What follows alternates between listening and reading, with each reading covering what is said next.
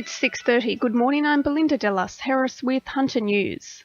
The New South Wales Supreme Court is preparing to deliver its verdict on the legality of Newcastle's imminent heavy rail truncation today, following revelations the Hunter Development Corporation is preparing for a compulsory acquisition of the corridor. The arrangement between the HDC and the Baird government means overhead wiring, boom gates and additional rail infrastructure will be transferred by owner Rail Corp on Boxing Day. The move has been described as a gross circumnavigation of the state's Act of Parliament laws, which aren't expected to cover the Hunter Development Corporation's acquisition. Investigators are adamant they'll continue their search for missing Belmont woman Carly McBride following an unsuccessful two-day search in the outskirts of Muswellbrook.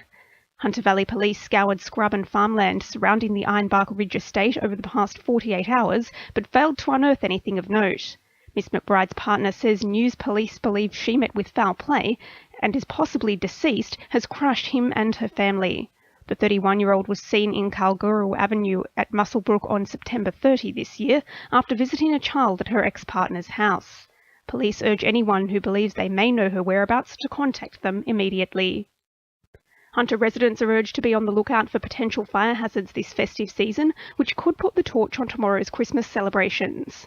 The Rural Fire Service recommends residents implement a range of simple precautionary measures to help protect their homes and backyards, including preparing a bushfire survival plan and accessing the fire danger rating. Campers are also being advised to take extra care when cooking or using fire outdoors. Community Safety Officer Bert Pippin says people should be alert, not alarmed. Whilst we've had a little bit of rain in the Lower Hunter, just reminding all residents to make sure that they're prepared, not to be complacent just because of the rain, because it's still very dry out there, even though it doesn't seem so at the moment, but certainly moving into the new year with the dry conditions, bushfires are still should be prevalent in everyone's mind. Hunter Water is in the process of investigating Trans-Pacific's acquisition of thousands of litres of liquid wastewater from the state's Santos coal seam gas project. Environmental Protection Authority documents have revealed the company received 50,000 litres of drilling fluid from the project in 2013 before transporting the contents to its Kooragang Island base for treatment. Trans-Pacific has previously been issued a $30,000 charge from Hunter Water for releasing treated CSG wastewater into the region's sewer network. However, Trans-Pacific insists the company hasn't breached sewer discharge requirements. Hunter boaters are already being urged to steer clear of large areas along the water at Nelson Bay and Wangi Wangi this New Year's Eve to enable the safe staging of a number of fireworks displays. Boats are set to be barred from within a 300-metre radius of the Nelson Bay Harbour breakwall and within 150 metres of the Lake Macquarie firing barge. David Naidu from Roads and Maritime Services says people and vessels not involved in the festivities should heed the directions of safety officers. The fireworks display will cover an event radius of 300 metres from the firing barge, and that'll be moored off Nelson Bay Harbour breakwall. So what boaters need to keep in mind is that area will be marked and patrolled by control vessels, and police and RMS boating safety officers will be there, so please follow all directions from those entities. It's feared a Coles-owned liquor chain with stores in Glendale and Katara could be encouraging its customers to drink more over the holiday period.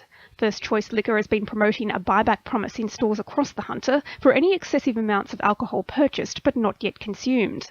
Former Gaming and Racing Minister Richard Face has criticised the promotion, insisting it doesn't encourage sensible drinking habits. Now with sport, Annabelle Regan. Inform winger David Carney has shown faith in the Newcastle Jets by knocking back an expression of interest from Sydney FC. Carney has appeared in all 11 of Newcastle's games this season and says he's been approached by a Sydney representative recently about the possibility of making a mid-season transfer, but declined, saying he was happy at Newcastle. Newcastle defender Matt Dawson has been named in the Hockey Australia's 28-man senior squad for the Kookaburras next year as one of 4 new additions to the team. Playing alongside Maitland Simon Orchard, Dawson made his senior international debut in all 6 Kookaburra matches in the Champions Trophy in India 2 weeks ago. And former Knights forward Alex McKinnon has been included in Who's magazine list of the year's most intriguing people.